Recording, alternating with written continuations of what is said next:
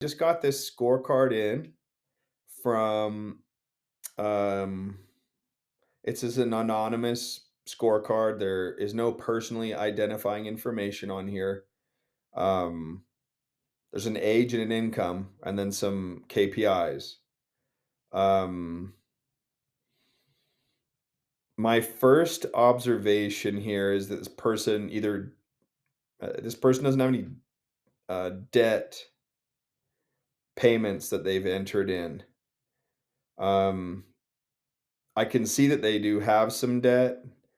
The reason that I know this is that if you add up their liquid term and their qualified term, which is just that the sum of liquid assets, after tax assets divided by spending, annual spending, or in qualified terms case, it's the sum of all their qualified assets divided by their annual spending. All those term elements normally add up to total term because total term is net worth divided by spending.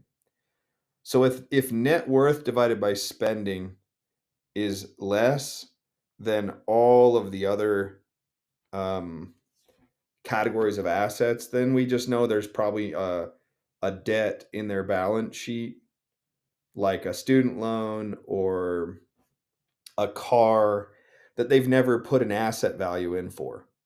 And that's why their net worth is actually like their total net worth, their total term is 1.5 years, you know, of spending versus it would be 3 years to just live on their liquid term and qualified term.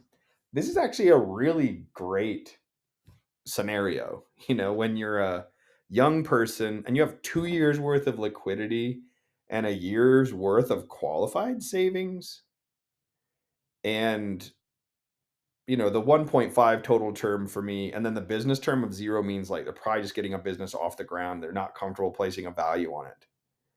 So the analysis that I'm going to do here in my assessment, in order to pique their curiosity and sort of let them know, demonstrate my value, is I'm going to tell them how important it is for us to invest that liquid term wisely. We might want to have it in money market, in a higher yielding money market, given where current interest rates are at.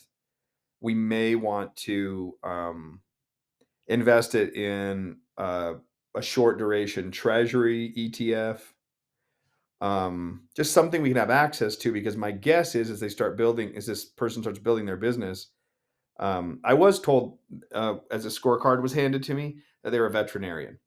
And so my guess is they've got, a lot of growth in their business that's coming up. I probably don't want to invest that money super heavily in anything longer than like a a couple years duration average, if I do invest it at all. And money market just might be the right thing for this person. However, if we can identify like an amount of that two liquid term score that is investable, like maybe there's 25, maybe there's 50,000. Like, I don't know what their spending is because I'm just looking at the scorecard.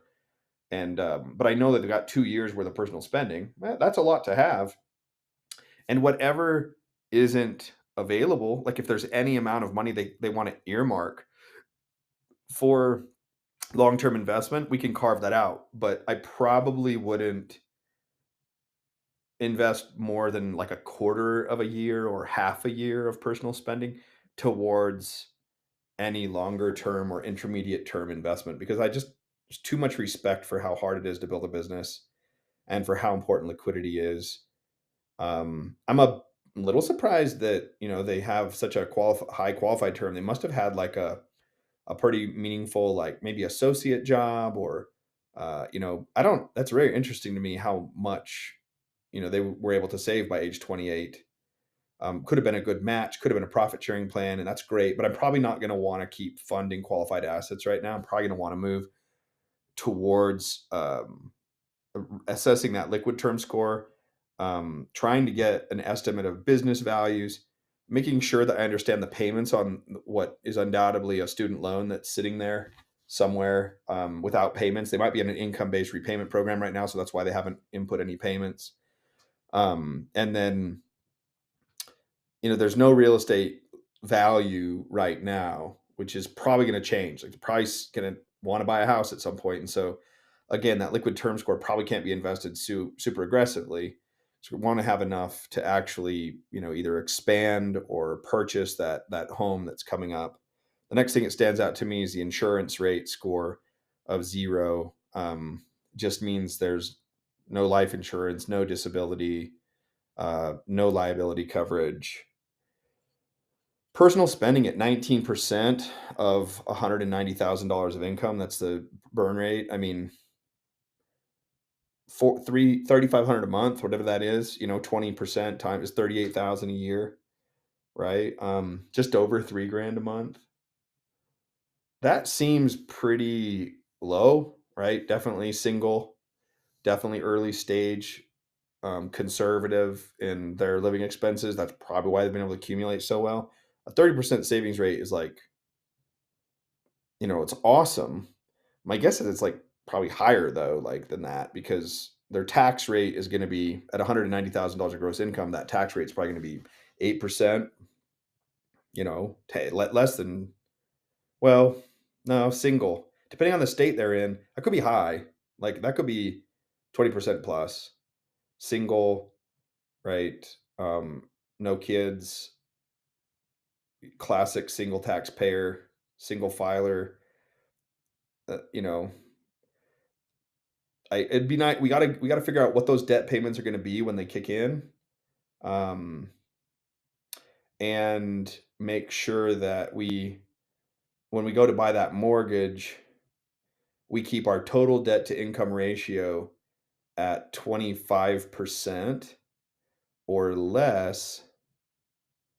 Even with, I'd like to make sure we're our total debt to income ratio with our student loan payments, assuming they have them as a veterinarian, and the new house, like want to keep that in the 20s, like low 20s, high teens would be awesome, but it's probably unlikely at this income level to do that with where real estate prices are in most markets. But we don't want to like advocate for a home just because they've got a 30% savings rate. Like we could wipe that savings rate out really quickly if we get into the wrong house and get into the wrong student loan repayment program. So what we want to do here is want to maximize that savings rate, keep it flexible even after we get into the house, make sure that savings rate is north of 20, hopefully keep it at 25%, keep the liquid term, all the after tax assets quite conservative, make sure that when we select the home or choose a repayment program on the student loan that we're like picking the longest possible amortization schedules so that our business can be the focus of our time and effort and energy. We want to get the insurance policies in place at the least expensive rate possible right now. Maybe look at the association that they can participate in for their DI and their life insurance, hopefully get a deal there. Um, Anyway, this is the kind of assessment I would try to provide. This was all filled out by the prospective client.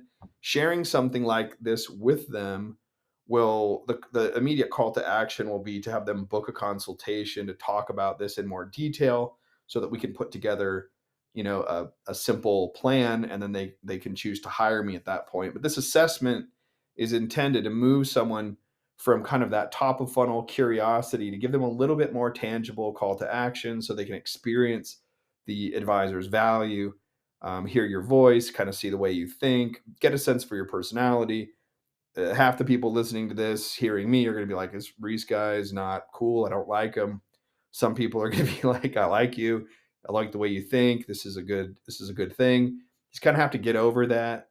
Sadly, in today's world, like you kind of have to put yourself out there as a financial advisor. There aren't places to hide anymore.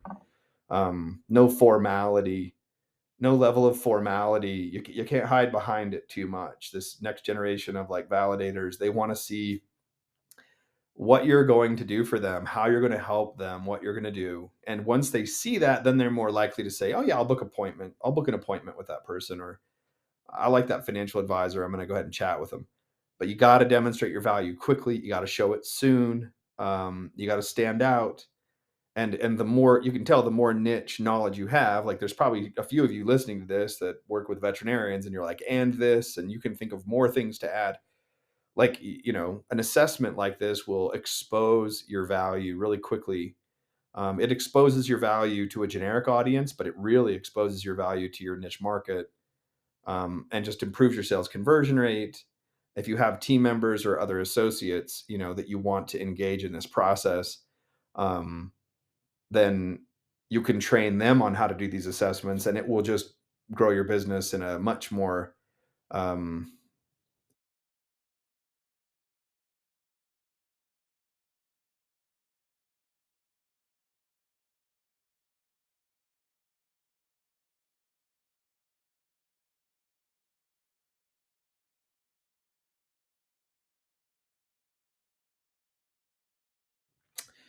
hopefully this is helpful. Just wanted to demonstrate this in a video format today, instead of text. But I really appreciate everyone's like participation in the last few weeks in my feed, various feeds, just giving their assessments, providing their perspective.